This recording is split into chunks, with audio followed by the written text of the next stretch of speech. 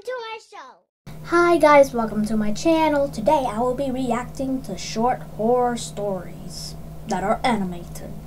So this one is True Cabin Horror Story animated by Winnie's Entertainment.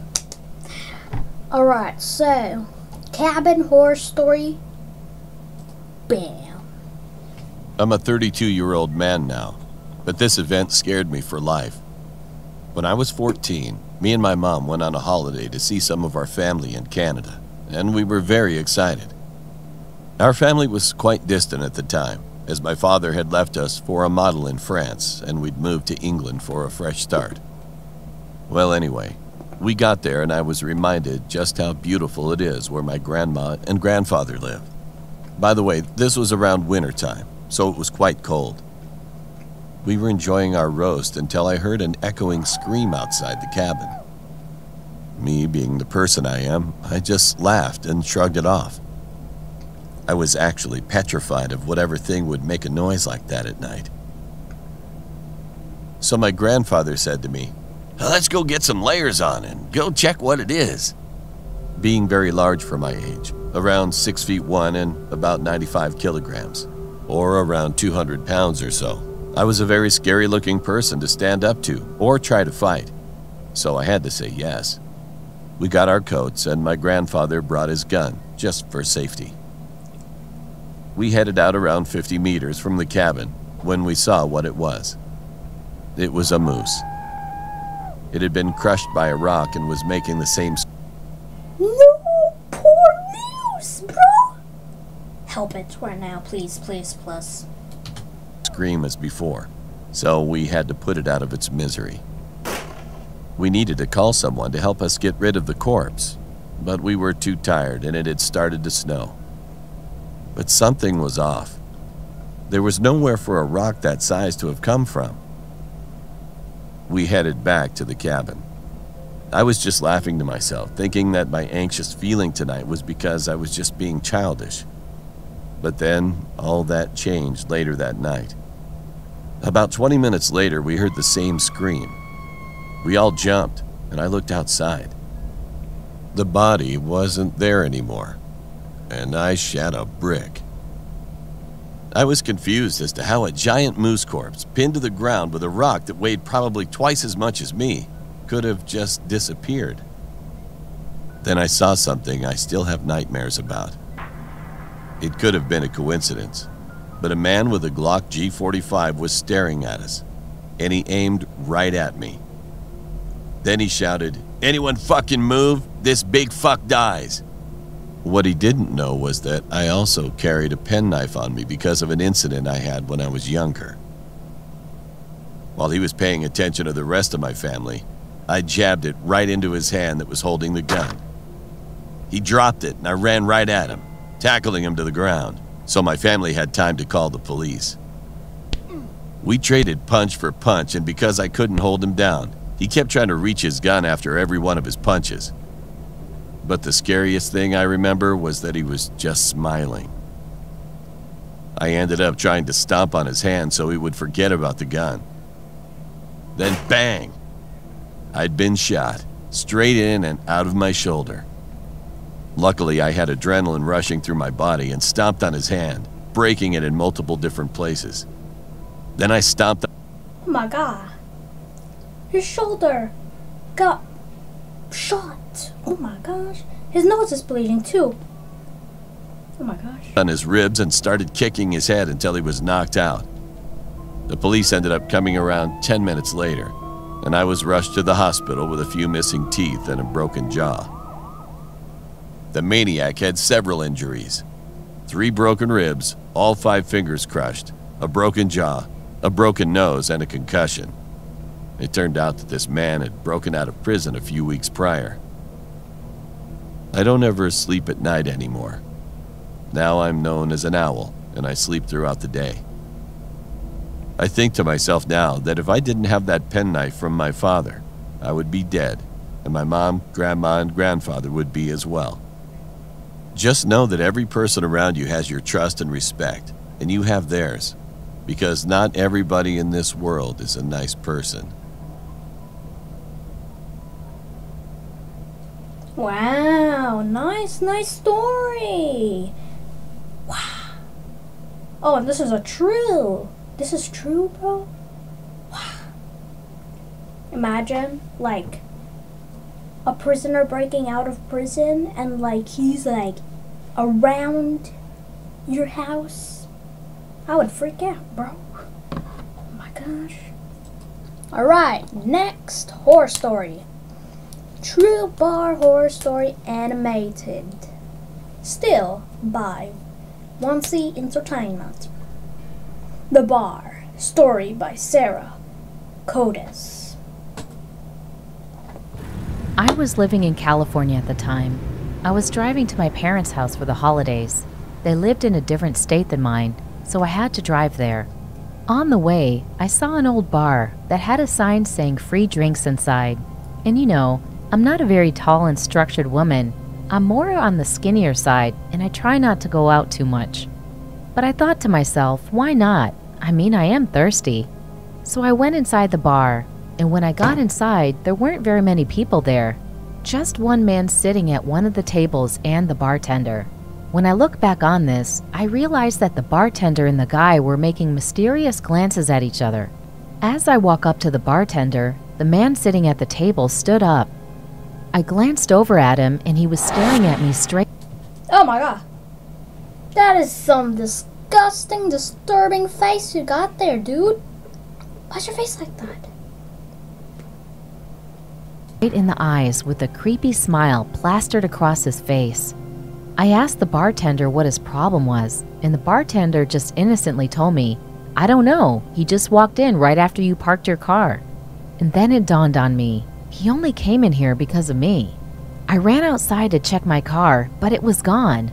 I knew that the man who was sitting at the table stole my car. I ran back inside to tell the bartender, but when I got there, he had a look on his face like he already knew. As I started to gather all the information in my head, I realized that the bartender and the man sitting at the table were in on this together. Once I realized this, the man lunged towards me and had that creepy smile plastered across his face. Oh my god, that's I turned around and ran for my dear life. I was running what felt like for hours, but it was most likely minutes. I looked back and saw that he was just inches from me. I turned back and saw a police car, and to my luck, there was a police officer in the front seat. I started waving my hands frantically to get his attention, but to no luck, he was on his radio to another police officer. His face changed as he started to drive away. I turned around again to see if he was still following me, and he wasn't.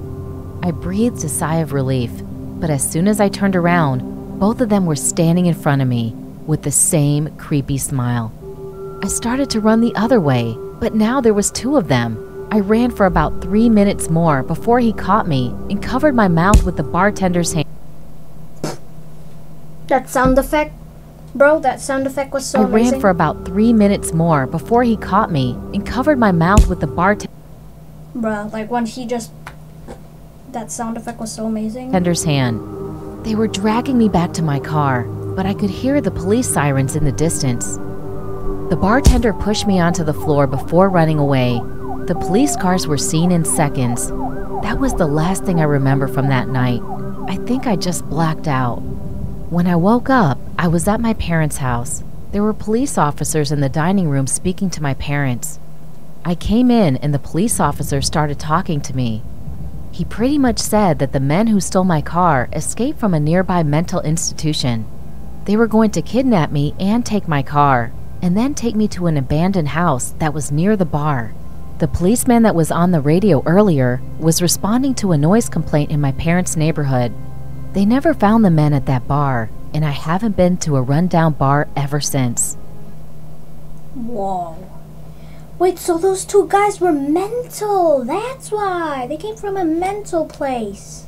Oh my gosh. And then they escaped. So those two were actually in not prisoners. They're have mental problems. That's why. Wow.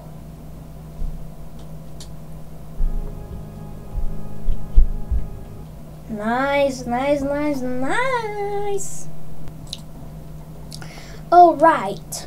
So, this is our next horror story that's animated. Night Shift Stories Animated. Alright, so Night Shift Stories. 7-Eleven? Okay, but this time it's from somebody else. It's from Llama Arts. Shout out to you. It was 2 years ago. I was called in to do the night shift, 10 p.m. to 4 a.m. at 7-Eleven, since somebody called out. The store was located on a busy road in a rather quiet and rural area. During the night shift, you could expect anywhere from 10 to 20 people come in to buy a beer or something else. This one particular night, there was this one guy, mid-20s, that came in. He started making weird noises, like loud yelling noises. I assumed he had some kind of mental disability. In fact, my brother has a mental disability, so I immediately felt sympathy for the guy. He walked up to the counter without any items, with his head facing me, but his eyes were looking up at the ceiling. I felt uncomfortable. I honestly That's some weird guy, bro. I mean, he might be mental, so like... didn't know how to deal with it. I tried speaking with him, but he only responded in loud noises. I kept checking if he was with someone outside, but he was alone. There weren't any cars in the parking lot, so I assumed he walked. He stood there for so long, looking up at the ceiling and making noises, that I tried to get him out by handing him a bag of chips and telling him he can go. I tried finding some kind of number to call for someone to help him. Then, out of nowhere, he finally turned around and walked out of the store. I felt so horrible for the man, but at the same time, I felt a bit creeped out. About an hour later, the phone on the counter rang. Oh my god, the telephone scared me, bro. I picked up to hear the familiar yelling sounds of the man from earlier. It caught me off guard. I didn't know what to think, other than this has to be some kind of prank. I hung up on them and was now becoming paranoid of my surroundings, constantly checking the outside through the windows. Come 4 o'clock, the person working after me came in, finally allowing for me to go home. It wasn't my problem anymore. I got home and threw all my stuff on the table, ready to get to sleep. But my phone rang within a minute after entering the door. I felt a chill run down my spine.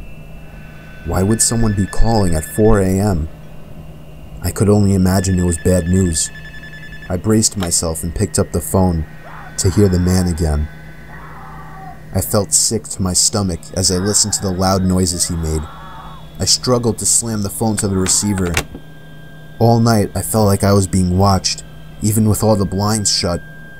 And I could swear I heard strange noises coming from all over my house. Oh my god, that guy. Ugh. My heart, bro. I refused to get any sleep until the sun came up. Weeks passed and I had forgotten about the incident, until one day, when going into the basement for the first time in a while, I found that papers had been scattered all over the floor, and when I went into the basement closet, I found writing on the walls. 7-Eleven had been written in Sharpie on the wall, along with the address to the 7-Eleven I worked at and my house address.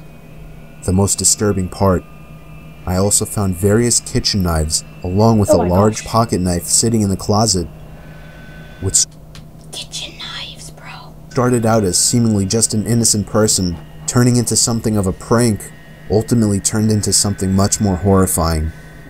He had been living down there for God knows how long, and I'm just grateful that, for whatever reason, he changed his mind and left, because I haven't seen or heard from him since. All I can say is that man is dangerously ill. Wow. Wow. So that guy, I think he was ill because, like, he's been living down his basement this whole time, bro. It's like, wow, intruder alert, bro. But, I mean, was he just looking up at the stair like this? Like, why is he just looking at the ceiling like that? Don't know. But. So, guys, this is the end of our video. If you liked the video, please subscribe and like for more updates. Bye!